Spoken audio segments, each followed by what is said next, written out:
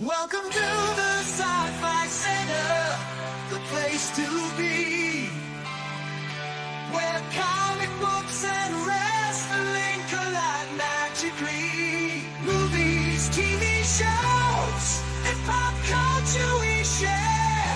Get ready to rock, we're here to take you there. From superheroes to aliens in outer space, we've got the latest news and reviews in our embrace.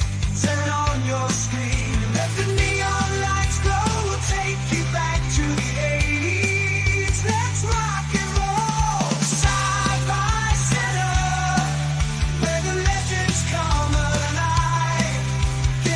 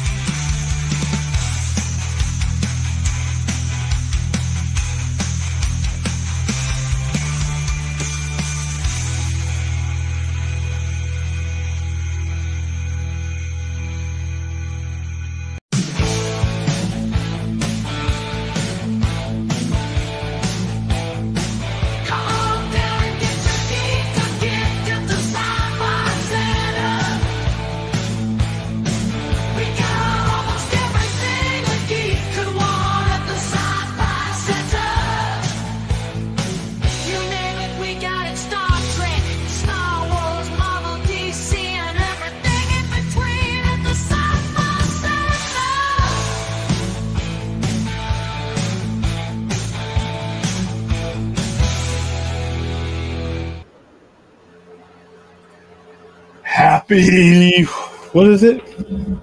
I guess in about 7 minutes it'll be hump day. Ooh, wow, I do not like the way the light looks on me. Hold on. That's better. Welcome to another loose knit discussion. Like I said, this week is going to be weird. So I'm going to, like I said, I'm going to have these geekly conversations where I can. Brad is sniffling. Stereo. It's stereo. As an allergy sufferer, I can totally sympathize with you. But no, I think what might have been is like when we got and you probably, if I do sound a little more raspy than usual, I think what happens is the snow I got, Savannah this week is like left me like, it's so weird. It's like if I get like a cold or a cough, like it gets halfway and just kind of quits. So I think that's kind of what happened here. So that's why I'm sniffling and sounding a little bit hoarse right now. And like I said, I'm wearing earphones now. Those of you if you got your surround, your sound bar set up, Brad sniffling is coming through your house like a. That's what I hear. All right. Well, anyway, get well soon, Bradley. What was I going to say? I don't have really a lot. I was gonna play the Sinners trailer, but I'm gonna play that if I am able to do a show this Saturday. What might happen is I might do a lengthier show or a couple shows on Sunday to replace what I cannot do on Saturday. I already have a plan to do a couple more episodes of Daredevil season 1. And then I'm probably going to do the show that I usually do on Saturday night. I might do it on Thursday. What I may wait till Saturday, I don't know. I don't want to abbreviate this because we're heading into Black History Month. And as you can clearly see, that is a month that is important to me for obvious reasons. But not just in general, but in the genres that we work in. We got a Captain America movie coming out headed by a Black Star. We'll get into those conversations and how blown up that bullshit has gone. But I also wanted to have a in-depth conversation about Black horror. I don't think it gets talked about enough, to be honest with you, and I don't think there's enough of it being made. And even though I'm not the biggest fan of how Jordan Peele does not stick his endings, I am glad that I'm in the minority, and I'm glad that he's making the movies that he's making, because we've gone through long gaps without any of them. And we watch horror, man. I mean, dude, even Snoop Dogg said it right. We watch horror. We watch a lot of horror. Black folks, we make up 13% of the population. We watch a lot of horror, and there's just not a market necessarily relatability-wise. And people are like, well, what doesn't matter? Yeah, it does kind of matter, because a lot of times when you're watching these heroes and damsels in distress or whatever on these screens, you're relating to them, even though they're doing absolutely stupid and inane stuff that's going to get them killed. You see you up on the screen. So that's going to be a discussion we have. I might wait till technically February 1st is what, Friday? So we might wait till Saturday. Is it Saturday? Okay, so we might wait to jump into it then. I'm not quite sure. But Thursday is where I can give it the longest block. So I do want to watch that. That second trailer of Sinners is awesome. I can't. That's why when we did our most anticipated movies, that's why that one was near the top, because that movie looks absolutely bone-chilling. That movie looks great. And so far, I've liked all the movies that director has done. I thought he could have done a better job. I don't like the decision-making in Black Panther Wakanda Forever, but everything else he's done, I've been a fan of it. But the original Black Panther is one of my all-time favorite comic book movies, period. And so to answer your question, Braden, I have not seen the trailer, actually. So now's a good time as any to show it. Do we want to show it now, or do we want to wait till we can show it now and let's have the discussion? I wasn't ready. I didn't have it brought up. Hold on. Yeah, I saw it, floating around on social, but I haven't had a chance to look at it yet. All right, let's get demonetized because I got another thing. Well, and I mean, I guess I should have known. I mean, this was. Ryan Coogler. It's Michael B. Jordan. I mean, they work together a lot. So, God, I sound horrible. Yeah, you do, but hey, you know what? It'll be all right. Let's see. And I still made it because I got into dojo today and coached everybody, and helped out with everything. And nobody said a word. Probably your phone. Your phone's gonna turn up. Watch, I'm telling you. All right, here we go. Maybe sis. I'm going to keep calling you that. I'm going to buzz the shit out of you. He knows in his heart to be true. Creepy ass nicknames that we have here. Okay, hold on. Mine.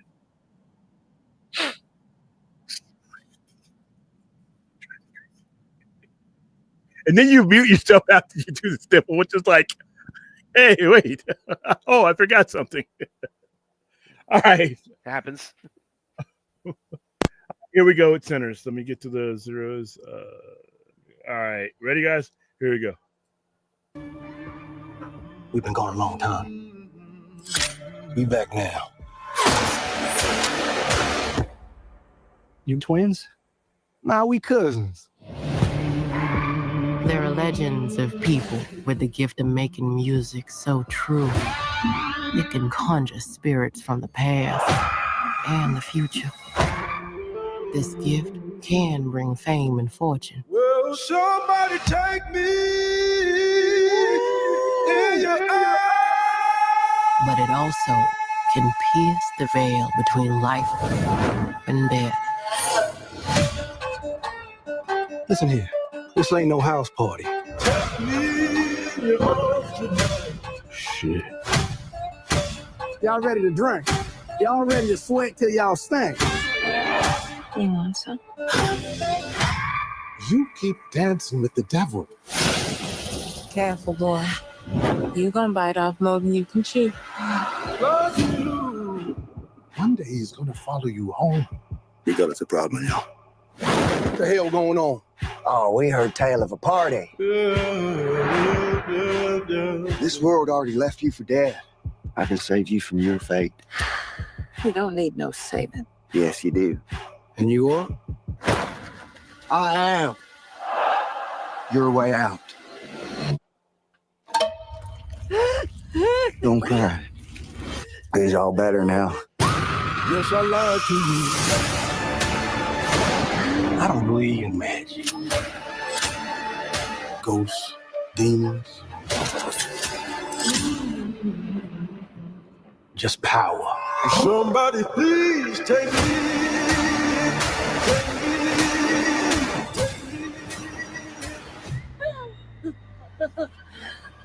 We're gonna kill every last one of you.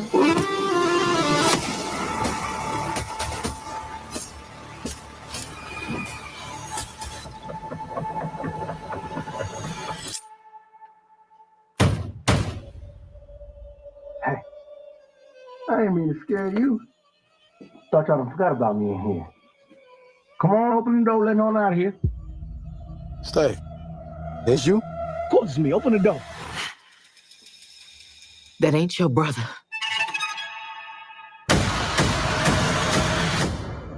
Lied to you.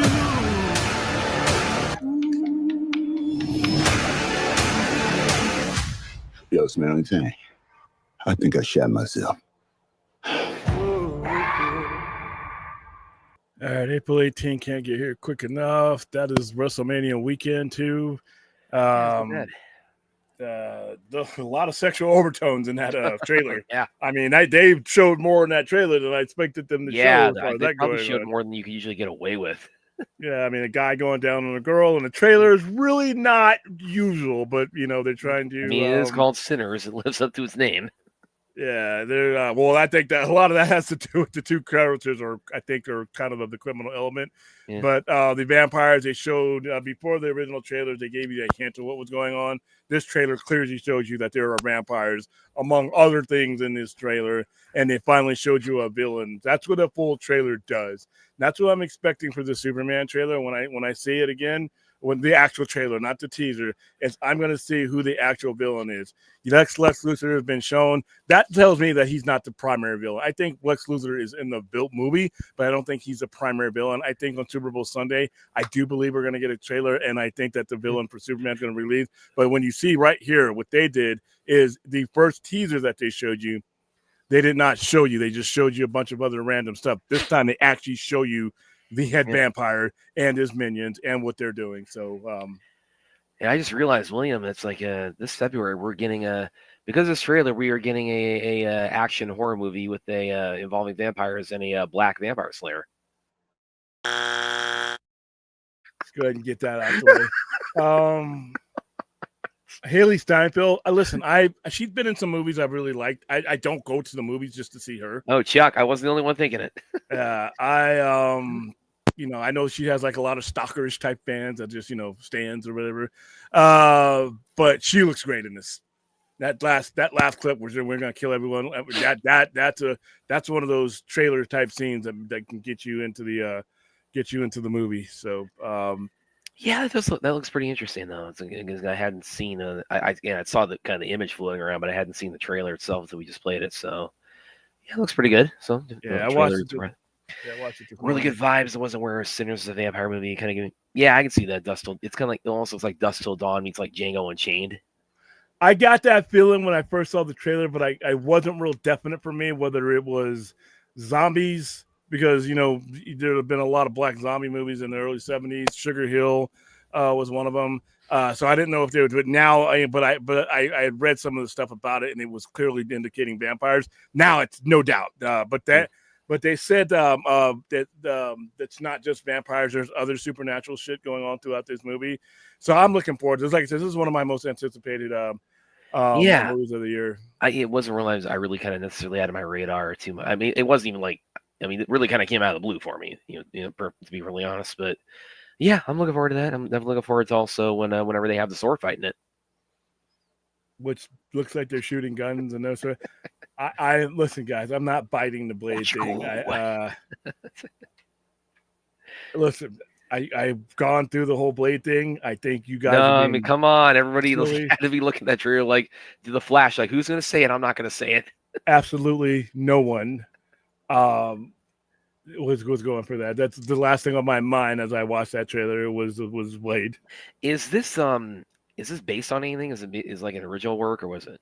I think it's based on a book. Hold on. I'm pretty sure that it's based on a book, but I don't quote me on that. Hold on. Because I hadn't heard of the book until then, but somebody, Ryan Coogler did an interview. Sinners, 2025 film, upcoming American period action horror film, directed and produced by Ryan Coogler.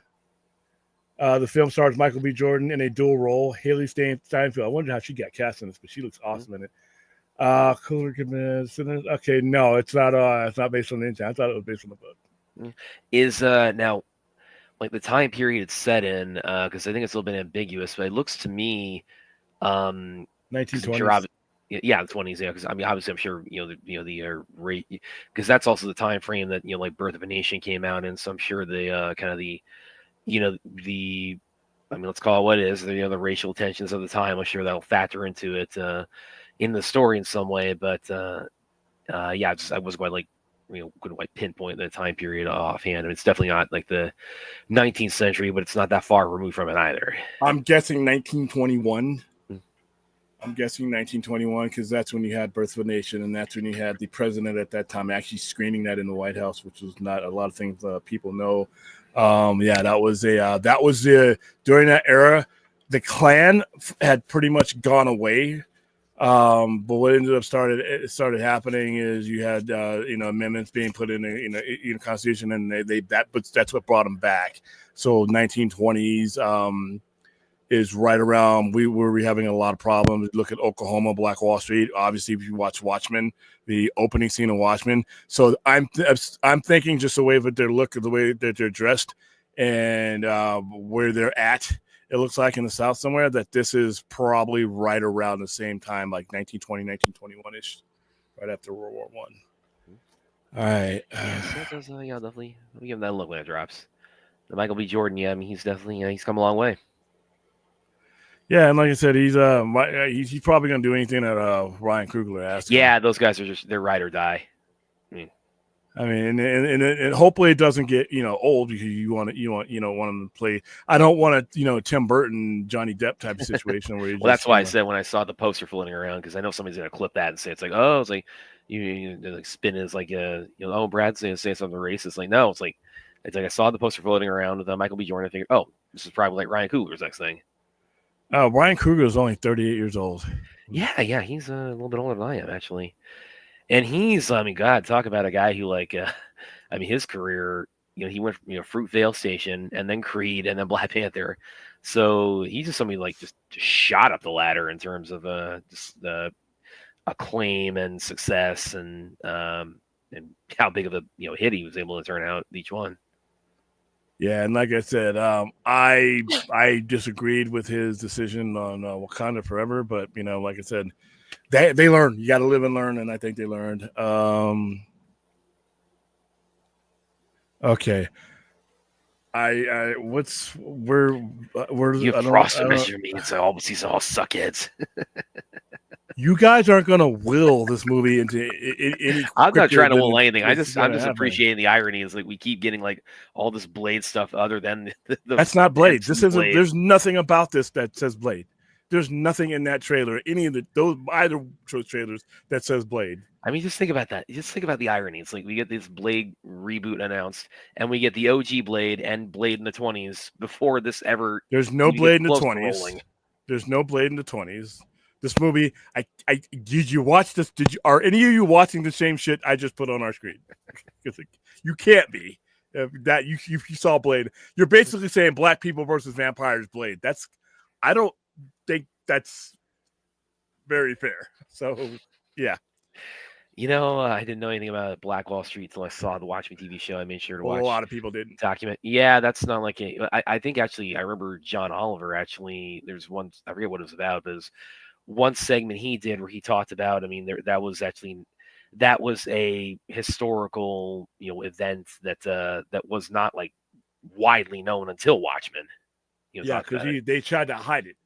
The government wanted to hide it because it was so disgraceful what happened.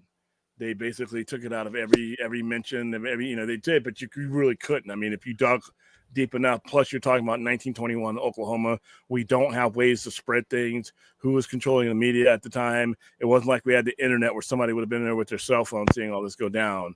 So it was really easy to hide a lot of stuff that would happen. Yeah. When the civil rights era really took off, be honest with you, is when the TV era took off. Yeah. Because until you could see what was going on, and that's what forced JFK. JFK sat in the Oval Office and watched what was going on in the South. And when it started to get televised, that really put a lot of pressure on a lot of politicians because you couldn't just speak it anymore. As the nation, and the same thing with Vietnam. Yeah, I would say that. Yeah, Vietnam. It's often said if Vietnam hadn't been televised, we probably wouldn't have pulled out when we did.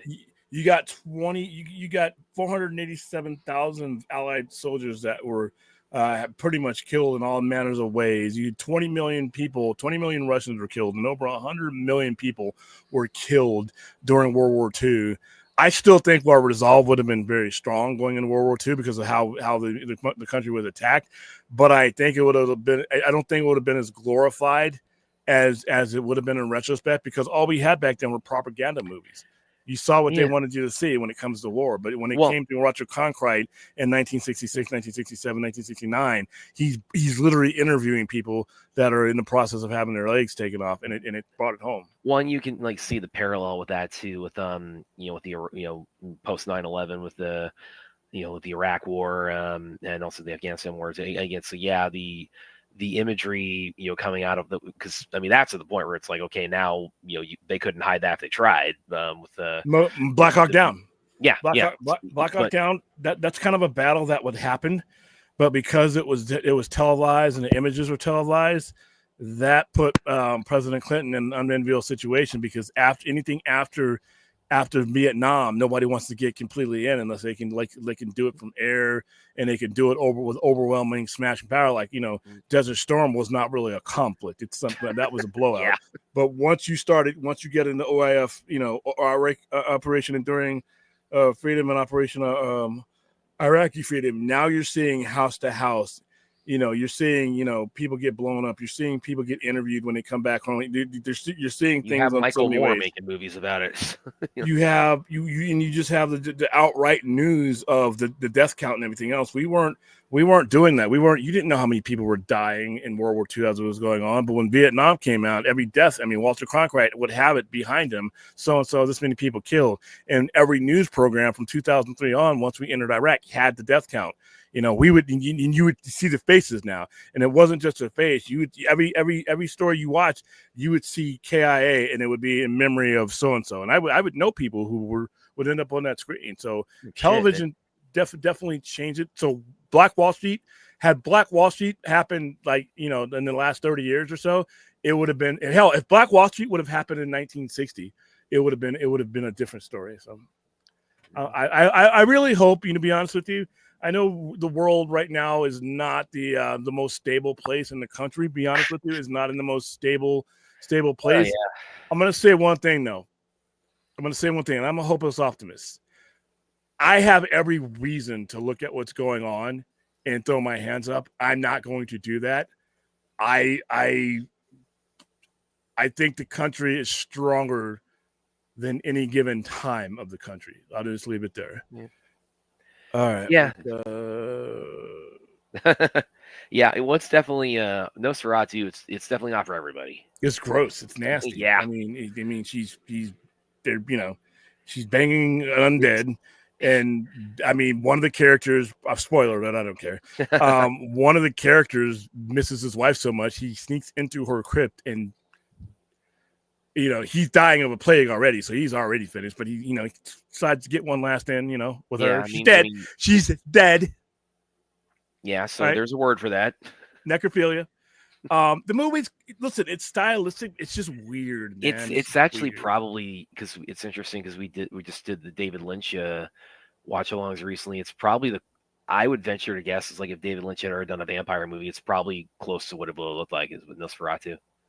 I'm going to go ahead and agree here. I think Bram Stoker's Dracula is one of the best. That one just really left me because I never latched on to Bram Stoker's Dracula as much, I think, as much as a lot of people, because and part of it is because that was like the period during the 90s when they first started like doing like modern, you know, updates with the other Universal monsters. You had Dracula and you had Frankenstein, you had the Mummy. The Mummy was always my favorite because that was that was just like a big Indiana Jones movie with with the Mummy in it. And then Frankenstein. Have I shared that story about like how hard I had to fight for Frankenstein? Yeah, you did. Yeah, I love sharing that story. And but so again, that's because of that's my mom. I'll just give the cliff notes again for anybody who's maybe hadn't heard that. So at the 94 Frankenstein, the one that with Kenneth Branagh and Robert De Niro. My mother at the time, she had just gone back to college because she had to go out of college when I was born. My sister was. She took a couple of years off and then went back to school. She was an English major and she was taking a course like English, like classics of English lit or something. And that was, they were reading Frankenstein there at the time the movie came out. And the professor said, okay, go see the movie for extra credit. She did. My mom now, like William is like, loves the 3Ds, the Death, Destruction, Dismemberment. And I love, like the Raid. And I mean, like a lot of the stuff I write about in my professional life, on Comic Book or Fortress or Screen Rant when I was there, or Kung Fu Kingdom. I mean, my mom could not make it through a lot of that. She does not handle the sight of blood well at all. And she was totally just repulsed and just completely horrified by Mary Shelley's Frankenstein. And I had to fight so hard to see that when I was a kid because she made it sound like the Texas Chainsaw Massacre had a baby with Cannibal Holocaust. I mean, that's how. And when I finally got that, I mean, I remember thinking at the time, it's like, really, you oversold this so much, Mom? Because it's like, again, the worst. I mean, the reanimated corpses, those are pretty gruesome in it. But I mean, the heart rip that happens in Mary Shelley, that's like I'd seen that in Indiana Jones Temple of Doom. So it's like, what the hell? I could have handled this. But before that, 2 years before that's when Bram Stoker's Dracula came out. And William, I think you probably would agree. I think most people would agree is that Bram Stoker, comparing those two side by side, Dracula is a vastly more violent movie than Mary Shelley's Frankenstein. Yeah, far bloodier, far gorier. When I think of Bram Stoker's Dracula, it's to me my favorite vampire movie. I liked Nosferatu. It's not even in the same class as Bram Stoker's Dracula. If I had to compare the two, I would compare, like The Godfather to Goodfellas. One of them is a really, really, really good mob movie. The other one is the mob movie. The Goodfellas is a great movie, but when you put it up against The Godfather, it's the definitive mob movie. It doesn't match up, and that's where I feel that Nosferatu. It wasn't. There was nothing distinctive about it. See, when the original Nosferatu came out, the design and the look of the character was historic. I don't. When I'm watching Nosferatu, even though I enjoyed the movie, without that, it was just a really good vampire movie to me. I can't put it in. I can't even put it in my top 10 of vampire movies. Yeah, you might say it was trying to ice skate uphill.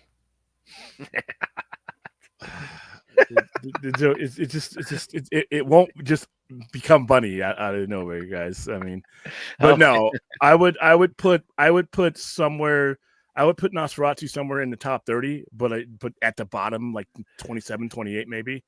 Yeah, I don't know. It's like Bram Stoker. I just never.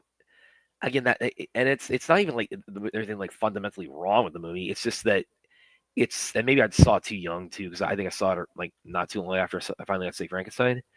And it's such a surreal vampire movie, you know, the Bram Stoker, you know, the Francis Ford Coppola one. And again, I've talked about it on here. It's like the first thing you see.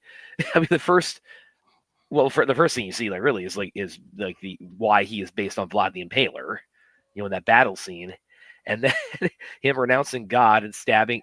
I think that's maybe that's why it was kind of went over my head a lot, or I just couldn't get my head around it so much at that age. It's because there's so much in Bram Stoker's Dracula. It's kind of like a case of like making a lot of like symbolic stuff literal, like with the bleeding cross in the beginning. It's like, I get that he's renouncing God, but it's just presented in such a literal way where it's like I just couldn't. I mean, like, it was figuratively and literally. I mean, I big fan of Francis Ford Coppola's works in general, just period. It's just, you know, it's more of a stylistic. He just makes the kind of movies he doesn't make enough movies, but yeah. And I wasn't happy with the ending of Nosferatu. I thought that ending was just, you know, it was weird. It was very weird. Here's a good one from Aaron. Thoughts on the Hammer Dracula movies? Those were great. Yeah. Well, the thing about those was, you know, the Hammer, really like the whole Hammer franchise. You know, they take Dracula, they would take like a lot of you know, classic monsters, but they don't bear a lot of resemblance to their source material in a lot of ways. They really kind of take them and make them their own. It really is the Hammer Dracula. Well, they had to. They could not be anything like a Bela Lugosi, because that version of Dracula, that type of Dracula, for the most part, you know, it was Universal's type of thing. And these movies were made differently. They were made in a different country for the most part. You had Christopher Lee. You had all kinds of. You had what's his face? It was in those movies. Grand Moff Tarkin. Christopher Lee. Yeah, he was in.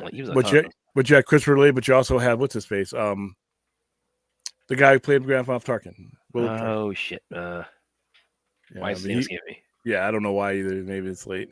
Yeah, him, and he was in those movies. Peter Cushing. Peter Cushing, who also played a version of Doctor Who, by the way, for a Doctor Who film, he did a little bit. But by the time we saw by the time people saw him, he's forever known as the Grand Moff. But yeah, like I said, I didn't dislike Nosferatu. I had a lot of fun with it. But like I said, when you match it up against Dracula, no, it's not even. It's not even fair. It's not even a fair. To be honest with you, it's not even a fair comparison. It's about Vampire Brad. That intro for Bram Stoker's Dracula goes hard. Is it? No, yeah. I mean, it's like, and that's what I'm talking about. Like, the intro is like a Marilyn Manson music video. And there's so much of that movie that's like that. Right? It's really, that's what it is. I think that's what it is. It's Bram Stoker's Dracula in a lot of ways. It's like the Crow of vampire movies, where it's like it feels, it has a very. This could almost be like a music video. Yeah, I loved it. I love the colors, the reds on the Turkish. Oh, the blood. Armor. The blood is like the blood is one of a kind. And that Gary Oldman's different looks when he first comes to Dracula's castle, that getup that he's wearing is beautiful. Yes, I mean, but of course, and the one thing we always have to address talking about Bram Stoker's Dracula. Listen, everybody, it's not humanly possible to not love Keanu Reeves. Yeah, he wasn't that good in the movie. But we all have our bad days at the office, okay? He wasn't a very good actor. And to be honest with you, let's be honest. When it comes to Keanu Reeves, he really is not that kind of guy. He makes his money. He makes his money off of what he's good at. His character is very stoic. Yeah, he's not. He's like it's not. and that's a lot of ways that's why he was so perfect to be cast as Neo and as John Wick, because he because it didn't require much. yeah, he really thrives when he's playing guys that are very internalized, that like don't have that aren't they're not the life of the party, but they're these are guys like hold a lot of themselves inside of themselves, the roles of his that are the most iconic. The movie that most exposes his lack of ability at that point of his career is Dracula. He is the weakest part of Dracula. He's actually when you watch the movie, I don't know how he got casted for the part. To be honest with you, well, he got cast because he was like Bill and Ted, and they won like a teen like heartthrob guy. Okay, one of the dumbest fucking movies ever made. But anyway, if you're Francis Ford Coppola and you've casted De Niro, you've casted Pacino, you've casted Talia Shire, you've casted these people. At how you come across 1991 and 1992 Keanu Reeves and say that guy can keep up with all these people I put in this movie, because when you watch the movie and everywhere you turn in that movie, there are stars in that movie. He just doesn't belong there at that point in his career. His scenes are like, it's like somebody's synchronized dancing or something like that. And then you got this one guy that's just like, where do I go? What do I do? And his dialogue was bad. How he's just bad in the movie. Like I said, he's by the way, he's even said he's the first one to tell you that. Yeah. Now he's gone on, and here's the thing: it's up to the people who cast you and direct you to get the most out of you. I don't think there was anything to get out of him. Well, and that's in 1992. It's kind of like what we were saying about looking forward to a working man with a Jason Statham. We talked about comparing that with also the Beekeepers, like. David Ayer, I think we both agree. It's the Beekeeper. It's the Beekeeper too. But he understands how to use Statham's talents. I think better than probably most directors have, and he's had some good ones that Statham's worked with. But David Ayer, he understands Jason Statham's strength and his appeal, and he knows how to really, that's important. Really implement that in the most effective way. And like Keanu, he's one of those guys where it's like he didn't. In that role, it's like he was put in a losing battle. I mean, he was put in a situation where he was not. It was inhospitable to what his range and his talent was. That's not the kind of role he thrives in. And he really, like I said, in The Matrix, The Matrix is such an awesome, iconic film. But if you were to analyze it and pare it down, he's not really doing much there either. And I don't dislike Keanu Reeves. Don't get me wrong. But it's like Bruce Willis in his heyday. Bruce Willis was an action hero. He dove out of burning shit and cracked a couple of one-liners. But you know what? He got paid, and that's fine. I mean, but when it comes to acting, Keanu Reeves really, really got better in literally recently the last 7 or 8 years. I think John Wick is probably this is where I've kind of said I think John Wick has usurped Neo as his signature character. I think John Wick is probably. John Wick is like a character that was tailor-made for him in a lot of ways. Well, yeah, and they basically took everything people would like to see out of him, and then they just said, "Okay, you do this," and he did it, and it was and he did it for no money. So, yeah, well, in the first one, I mean, they got money in the the sequels. Another guy, you'll love this. Another guy who really not a lot of range, but he has definitely found his niche is Vin Diesel. It's like, definitely not the. I mean, imagine him as being like Jonathan Harker and a Bronze Dracula. Yeah, I don't think it'd work out too well. But like Dominic Toretto, yeah, very different story. He's very well suited for that. If there had been anyone less than Francis Ford Coppola directing that movie and any less talent surrounding Keanu Reeves, I don't think he would have messed up the movie. But I don't think the other aspects would have outshined his awkwardness and just not belonging in that movie. Like I said, you got Anthony Hopkins in that movie. I mean, you got Gary Oldman, who was already at that time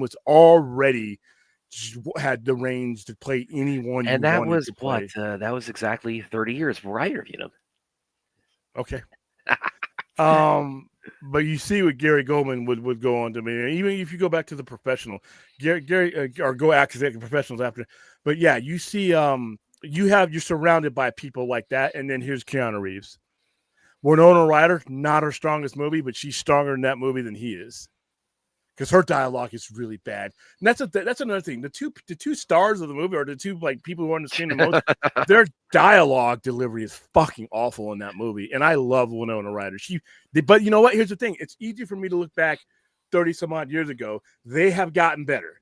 Winona Ryder in Stranger Things, if you guys haven't watched Stranger Things, is a character that most people would just throw away. You can't throw her away in this. She's great in there, so I really enjoy her. But yeah, it's been. But like I said, we got Nosferatu. I had a lot of fun. We rented out a theater for Nosferatu. Had a lot of fun with Nosferatu. Weird stylistic movie. I wouldn't put it up there for vampire movies for me, and because I've seen so many. I can't put it up there with 30 Days of Night. I can't put it up there with Bram Stoker's Dracula. I can't put it up there with even Nosferatu 1922. I mean, there are so many movies that come to mind that I would put ahead of this version of Nosferatu. Even the creepy Klaus Kinski version was better than this. But you know, hey, but it was still. But like I said, when I say 30, I've watched so many vampire movies that you being in the top 30 is still good.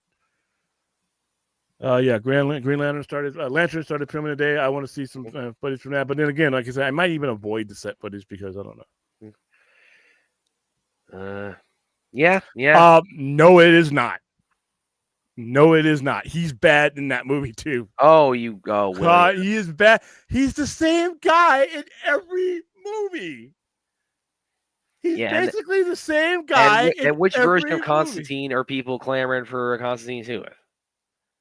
Not really. Pretty much. I mean, it's 20 years ago. Nobody's really like. That was there too, wasn't it? It was. I think Street Kings was, but no, Constantine. I didn't think he was that good. It was.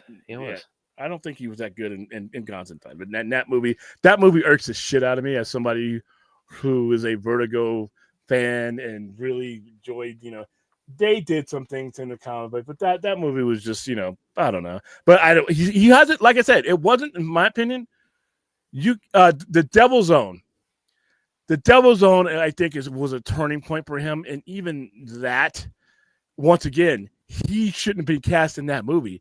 Once again, he's surrounded by. He's sandwiched in between Academy Award winners. Charlize Theron is in that. Connie Nielsen is in that. Al Pacino is playing the devil. So he basically gets lost in that movie. He's had the great fortune to be surrounded by the best when he's on screen, and hey, congratulations to him. I'm glad he's one of the nicest people in the world. His movies are what they are. I mean, I don't go to Keanu Reeves movie looking for, Lawrence of Olivier or something like that. I go to Keanu Reeves movie to really see somebody get beat up or shot. That's what I'm going to those movies for. And by the way, even that, like, he's also Devil's Advocate. I'm sorry, Devil's Advocate. And even that, he's very with Matrix and John Wick. He's with his. He's always very humble about that, saying, like, listen, guys, like, I'm not coming from, like, I train for these roles.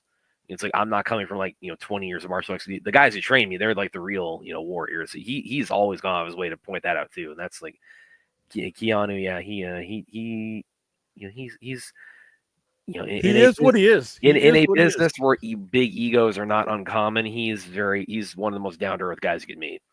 And he's always going to get jobs because he's easy to work with. I mean, so there you go. Okay, Whopper. I don't know what's going on. Whopper. I don't know. Whoppers are pretty good, though. We can all agree. I don't know what's going on, Chuck. Again, I don't know what's going on. Devil Advocate also made classic Chicano, Blood In, Blood Out, Los Focus Forever. Yeah, that movie's a rough watch. All right, what else we got? I'm probably going to wrap this up in 15 minutes because this is fun facts. Christopher Lee is part of the MI5. You mean the Fifth Mission Possible?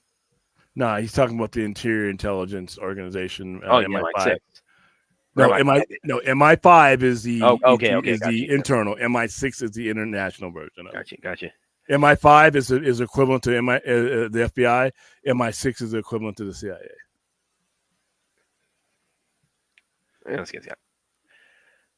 Yeah, I remember they got married by accident or some shit like that. I never really read into that story, but I know. Yeah. That's like a legendary story. I don't know what was going on. I never heard that bit of trivia. That is cool. That is hilarious. I had heard that they do call each other husband and wife, but I didn't know that was why. Let's see, PDF 2. Doing my taxes. Okay. All right, guys. You guys got any more news? Got any questions for me? Well, do you want to talk about? There was a little bit, I guess, of the controversy with Captain America. Yeah, if you want to bring up listen, I don't. Could he have chosen his words different? But I didn't bother. See, people. I don't know how long I'm going to last in the movie talk business because people are making me sick. This movie, here we go with another movie where even before these quotes, people are ready with their shovels, and I'm like, God damn. If you don't like it, don't go see it. But man, I mean, do we need to bury everything? Yes, here it is. Anthony Mackie explains what Captain America represents for him. Captain America represents a lot of different things, and I don't think the term America should be one of those representations. It's about a man who keeps his word, who has honor, dignity, integrity. So yeah, that definitely could have been phrased a lot better. But I'd be honest with you, I'm a dummy. I got what he was sitting in Rome promoting the movie. So you're talking to a group of people who are wondering what, as someone who is not a part of America, what am I looking for in the American value? Because to me, and when he clarified the whole conversation, what he's saying is with the values of being good, being true, and all this stuff were not just American values. You in Rome, Greece, Turkey, Saudi. If you're watching this movie, you have people all over the world that have these values. You're trying to relate a movie because this movie's being sold globally. You're not. We're done with movies just being released in the United States. And I think I remember the first Captain America. They basically, I think, or how this works is it was just called. It was either called just First Avenger internationally, or did they add the First Avenger subtitle to kind of give more international appeal? I can't remember. It was one of those. I can't remember. Listen. You could always say something better, but when you're sitting waiting for some shit like that, and then people are like, he's speaking out against America, and I'm like, no, he's not. When you want to make money all over the world, and to be honest with you, as someone who's been in the military, one of our core values that we've done is to project our values all over the world. For better or for worse, that is what we have done, especially since the World War II era. If you go over to where I was born, West Germany exists because of Western values. After World War II and all the way up to recently, the American values and sense of security is what kept the world stable. And those aren't just American values anymore. And if I'm inviting you into my tent, and from Saudi Arabia, from Egypt, from France, everywhere else, there's people in your society that you can relate to that have those values that line up with ours. That's how I figured it. I've seen so many people go apeshit over it, and I'm like, that's fine. You can have your opinion. I kind of thought a little bit. It kind of made me think back a little bit to the whole thing with Superman about changing the slogan, Truth, Justice, American Way to Truth, Justice, A Better Tomorrow. And I've heard, pretty persuasive arguments for and against that, from people on the show too. I mean, people internationally on the show saying, the arguing for the American Way, one that ties in his origins and him representing American ideals is something that is not meant to be like a barrier. It's meant to be an example that everyone can follow. So I mean, I've heard there's that argument, and then the other argument I've heard is A Better Tomorrow is it's that's more expansive, and it's more kind of it's more all encompassing. In some ways, you might say it's it's a little bit more, it's almost more aspirational. And so it's a sales pitch. I'm making this movie, and what did I just say about an hour ago when we started? Movies and heroes are about relatability. You putting yourself in the hopes and dreams of that person in that costume, and you relating to that could be me up there. Even no matter how what odds of you growing wings and flying and doing all this other shit. It's the hero, no matter what kind of powers he is. You want to make that person relatable to just about anybody. You are selling this movie. He's literally sitting in Rome selling the movie. He's going to be all over the world during press for this movie. And if I'm a salesperson, which I am, and I want to sell something, yeah, I got an American flag on my hat right now. But if I want, there are people across the world that share the same values. Who in your society lines up with this guy that I'm trying to sell you? So I didn't see a problem. And be honest with you, in the Superman, that switch, that didn't bother me one way or another, because once again, we're a global society now. There are people all over the world that look at this, and you don't want it. The ideal is what's being adapted, and I think people, they look at that and they see, every time somebody says something like that, oh, he's speaking out against America. It's not against America. Those aren't American values. No, he's trying to relate those American values to every man, woman, and child on earth that might watch this movie. Because to be honest with you, if you don't feel like you can relate to the values or the characters sometimes, you might feel left out. You might be in Rome and be like, this is just American, whatever. No, American values, be honest with you, we led the way. But American values, you could take that off. What are the values since the Truman era, since Eisenhower, since the Roosevelt? Freedom, prosperity, truth, the American way. You can say truth in the American way. But when I was in Berlin, they were Germans practicing the German way, but it was that Western idealism that we had to relate to. And I didn't see any problem. I didn't even realize it was news until he had to, on his Instagram page, somebody said, well, he clarified. I'm like, okay, that's great that he clarified. I personally didn't need the clarification, be honest with you. I didn't need it. I understood exactly what he meant when he said it. It's, could he awarded it better? Yeah, so could everybody. But I got the point. So I personally, but you know what? I can understand. I can't relate to, but I can understand if it was that being taken out of context. And to be honest with you, it was a Variety article that came afterwards with it. And I'm like, okay, yeah, those guys again. But no, I understood what he said. I didn't need clarification. But if somebody else did, I hope the clarification helps you. Well, and now, I'm sure a lot of people ask, is this going to impact the performance of it? I highly doubt it. No, it's like it's the other shit will. The other people fucking burying the movie before it gets a light of day, that's going to affect it. And I really hope it doesn't, because I'm there first day. I do everything that they put out for this movie, including what we saw at Comic-Con. That trailer that they showed us at Comic-Con, that first trailer that they showed you when it first came out, and this one, right, the last one. The whole everything, the political intrigue, the way it felt like a Tom Clancy. I mean, I love everything about what they're putting in, and I like him as that character temporarily. So I'm down with it. So there's really nothing that's going to keep me. And I don't know how it's going to do box office wise, to be honest with you, because once again, I think the biggest knock that it has against it is, as much as I love Sam Wilson as Captain America, it's the same thing with me and Bruce Wayne and Batman. Steve Rogers is Captain America. Is the Captain America that we all know and love, and that it ain't even a racism thing. It's more of a, you had this guy in this uniform for 80 years, and then here's this other guy. We know he's not the guy.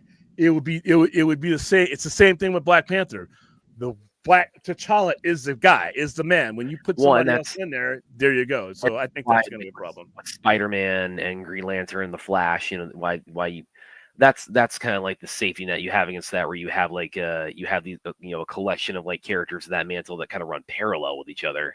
Yeah, and they built up, like taking over for anybody. Yeah, and they've done the work to build those characters up. All right, Rational Skeptic, thank you for the $5 super chat.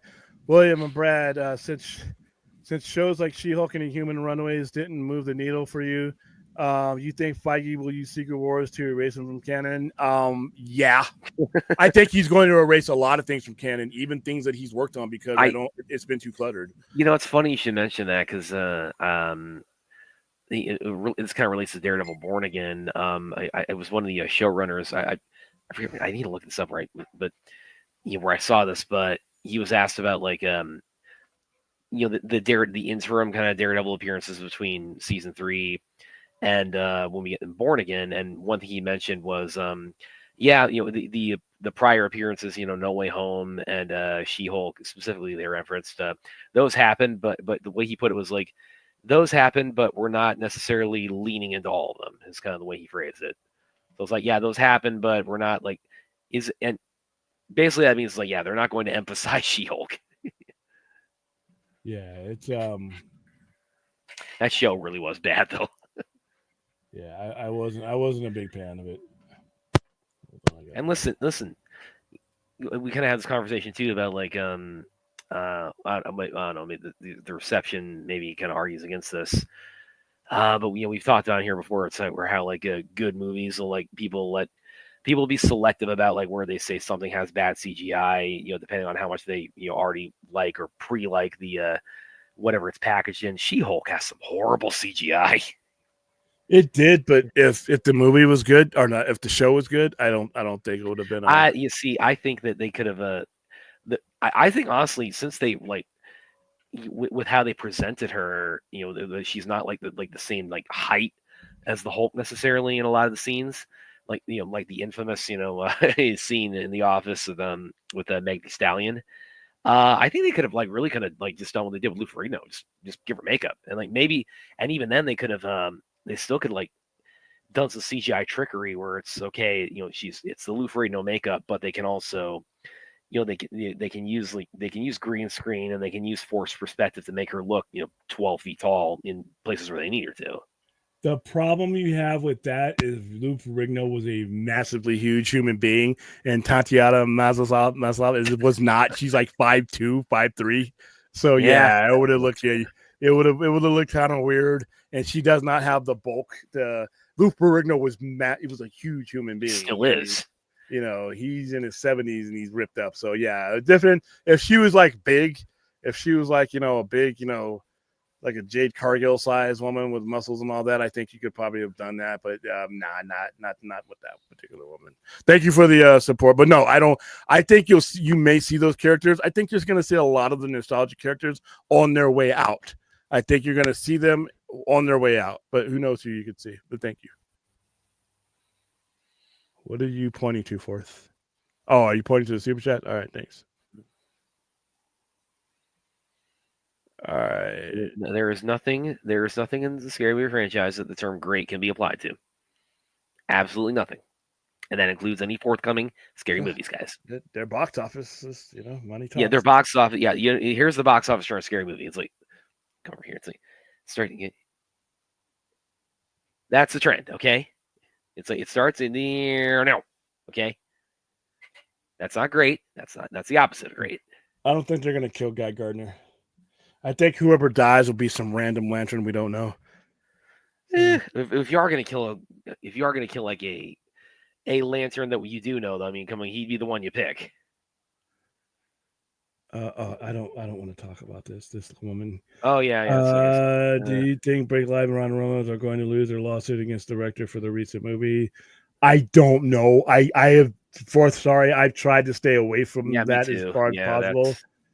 I don't, none of those people are in movies. I mean, he's in Deadpool, and that's about the only movie that I really would gravitate towards him in. She's not in movies. I don't know who this other. I've stayed. It sounds like this could get sleazy, and I really want to stay away from it. So I don't know who could win. I'm sorry, I don't have a better answer than that. Yeah, although again, I have been keeping up with that. I just know there's it's like a big pissing contest, and so